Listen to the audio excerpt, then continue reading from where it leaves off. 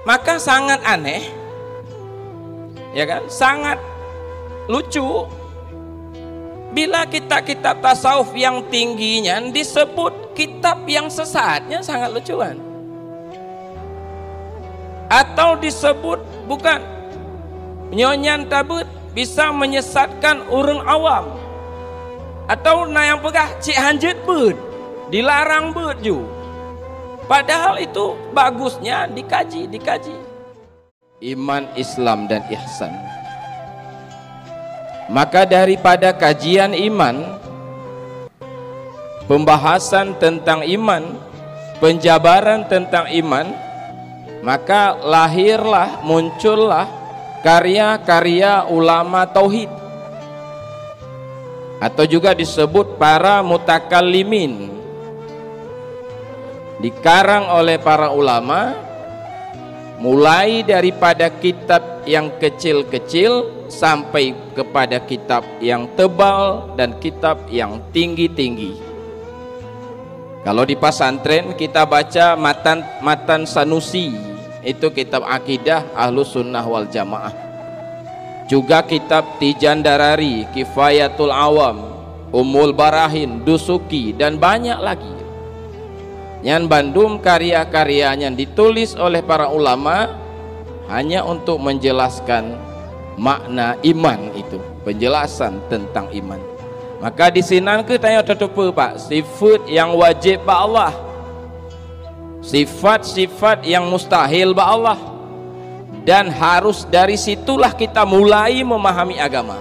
Harus nyanle tak awali. Itu disebut dengan akidah Ahlus Sunnah wal Jamaah.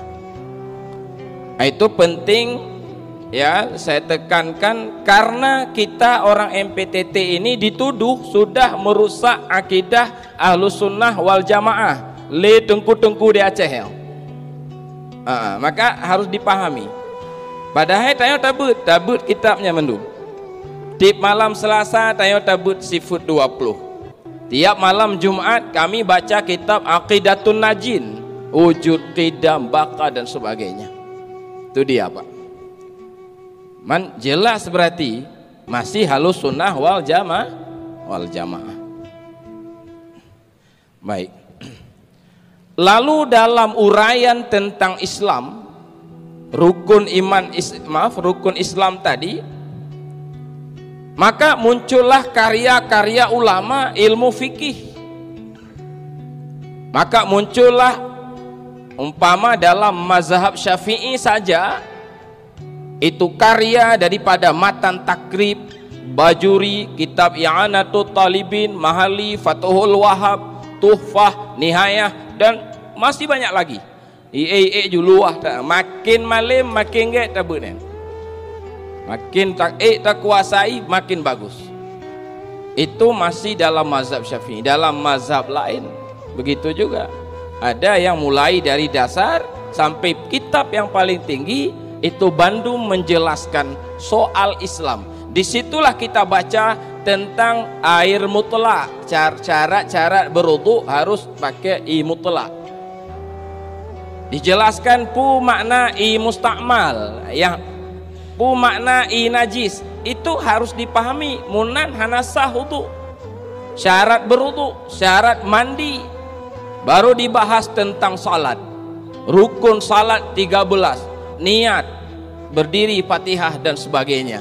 Yang dalam kitab-kitabnya dijelaskan juga dalam kitab-kitabnya tentang hukum Islam yang lain, baik menyangkut puasa, zakat, haji dan lain-lain. Bab munakahat, syarat jid kewali, sunat Pak, syarat nikah, ya kan, syarat jid kewali nikah, yang gepegah dalam kitab fikih, mulai kitab yang paling kecil sampai kepada kitab yang paling tinggi. Itu uraian tentang iman, tentang Islam. Begitu juga ihsan.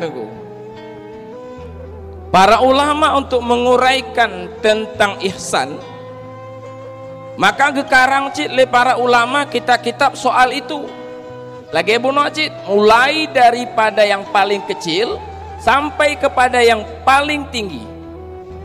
Di antara kitab-kitab tasawuf yang rendah lagi Muraqi Ubudiyah Imam Nawawi Al-Bantani. Di atas itu ada lagi namanya Irsyadul Ibad, Hidayatus Salikin, kitab Sairus Salikin, nyan nyan mandum, bah taubat, bah tawakal, termasuk kitab yang ditulis oleh Abuya, Manazil yang tadi kita sebut dan kita baca setiap malam Selasa. Itu bagian daripada itu. Di atasnya lebih luah dan lebih mendalam, yaitu kitab Ihya Imam Ghazali, juga uraian tentang ihsan. Masih ada kitab Hikam Syekh Ibnu Athaillah As-Sukandari. Di atasnya kitab Futuhatul Makkiyah, ada kitab khusus hikam, dan termasuk salah sebuah kitab tentang ihsan, tentang tasawuf yang juga tinggi adalah kitab Insan Kamil yang gekarang le sirra waliullah, sirra ulama sufi yang terkenal Syekh Abdul Karim Al-Jaili rahimahullahu ta'ala. Nah, kitab-kitab tasawufnya Pak lagi fikih cid, makin le tabut, makin manyang tabut, makin gaji fikih Pak, matan takrib get musuh tabut lom i'anah get tabut lom mahli get kan. Tasawuf lagi cid, bahkan lah Sirus Salikin cigi pegap lom bidangnya kan. Tabut Muraqi Ubudiyah bagus, tabut Ihya bagus, tabut kitab menyamampu nyana guru yang membimbing lebih-lebih makin bagus lom, tak kaji. Karena itu semua adalah uraian ihsan bak tasawufnya Pak. Nah, maka sangat aneh ya kan, sangat lucu bila kitab tasawuf yang tingginya disebut kitab yang sesatnya, sangat lucuan. Atau disebut bukan nyonyan tabut bisa menyesatkan orang awam, atau yang pegah cik hanjit bud dilarang bud ju. Padahal itu bagusnya dikaji.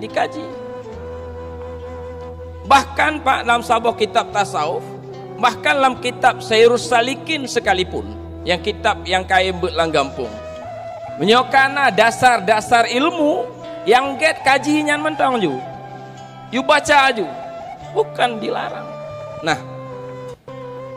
makanya sangat lucu Pak ketika ada orang yang sebenarnya bukan mengajar, hanya sebatas membenarkan lagi majelis tauhid tasawuf, majelis yang dibangun oleh Abuya. Abuya mengatakan itu kitab Insan Kamil itu benar, dan itu kitab tasawuf bagian daripada ihsan. Walau istilah-istilah di dalamnya barangkali belum kita pahami, tapi tetap benar kitabnya. Nyanbak pebenarnya Abuya itu dosa sesat lego.